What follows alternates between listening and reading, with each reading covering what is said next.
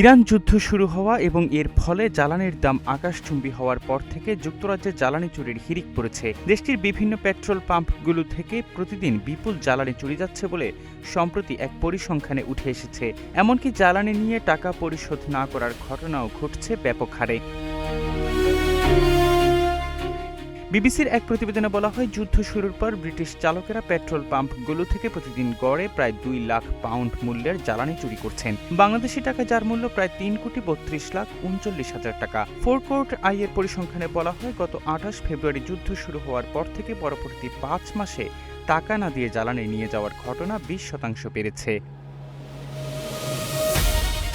ফোরকোর্ট I জানিয়েছে, যুদ্ধ শুরুর আগের 5 মাসের তুলনায় পরবর্তী 5 মাসে চুরি হওয়া জ্বালানির আর্থিক মূল্য প্রায় 48% বেড়েছে, যা দৈনিক গড়ে আনুমানিক 1,94,000 পাউন্ডে পৌঁছেছে। বাংলাদেশি টাকায় যা 3,22,42,000 টাকা। এই পরিসংখ্যানগুলো 550টি ফোরকোর্টের একটি প্রতিনিধি নমুনার উপর ভিত্তি করে তৈরি করা হয়েছে, যেখানে যুদ্ধ শুরুর আগের 5 মাসের সাথে পরের 5 মাসের তুলনা করা হয়েছে এবং তা যুক্তরাজ্যের মোট 8,359টি ফোরকোর্টের উপর প্রক্ষেপণ করা হয়েছে।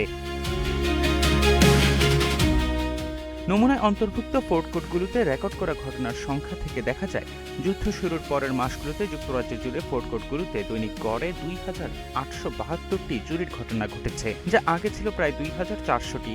এই ঘটনাগুলোর মধ্যে রয়েছে টাকা দেওয়ার কোনো চেষ্টা না করেই গাড়ি চালিয়ে পালিয়ে যাওয়া এবং গাড়িতে তেল নেওয়ার পর টাকা দেওয়ার মতো কোনো মাধ্যম নেই বলে দাবি করা। চুরি হওয়া জ্বালানির পরিমাণও 24% বেড়েছে, যা সমস্ত ফোরকোর্ট মিলিয়ে দৈনিক আনুমানিক 87,000 লিটার থেকে বেড়ে 1,08,900 লিটারে দাঁড়িয়েছে।